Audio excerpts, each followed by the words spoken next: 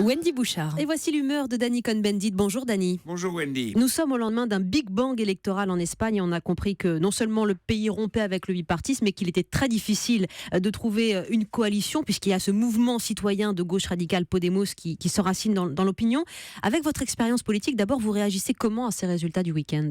Eh bien, d'abord, je trouve que cette explosion du bipartisme, c'est quelque chose de bien, parce que les deux partis, donc après le franquisme, c'est-à-dire les conservateurs et les socialistes, avaient quand même tendance à s'accaparer le pays, donc et toute la corruption qui s'ensuit. Donc tout ça maintenant est en mouvement, est ébranlé, et ça c'est politiquement, disons, et démocratiquement très intéressant. Il y a Podemos et il y a aussi les libéraux, donc il y a au centre qui ont créé ce choc. Plutôt sain, en tout cas politiquement à vous entendre. C'est une recomposition des partis qui en appelle une autre, et qui en rappelle une autre, c'est celle qui s'opère en France, puisqu'on a cet enracinement du Front National, désormais troisième force politique. Il y a une vraie correspondance entre l'Espagne et la France. Je crois que dans tous les pays, on voit que deux partis ça ne correspond pas un peu à la diversité politique dans les pays. Donc, en France, on le voit. D'ailleurs, on a vu l'émergence du Front National, c'est vrai, dans un tripartisme. Mais on sait, par exemple, qu'à gauche, il y a une gauche de la gauche qui, si elle arrivait à être incarnée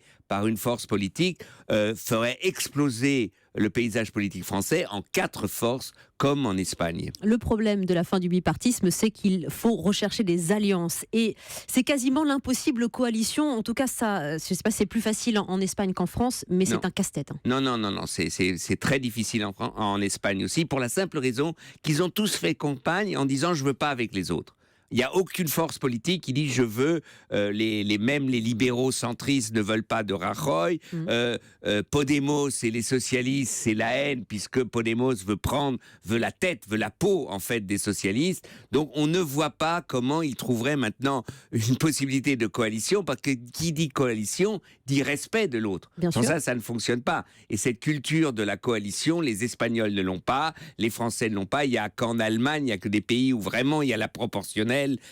Et qui a une culture justement du compromis où les coalitions peuvent se faire, et des différentes sortes de coalitions. Mais l'Espagne, ça va durer un certain temps. Et ça ne s'exporte pas si facilement, la culture de la coalition.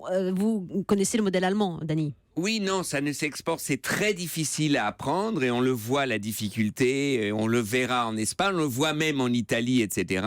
Mais je crois que l'avenir est à cette culture. C'était l'humeur de Dany Cohn-Bendit. Merci de votre présence, Dany.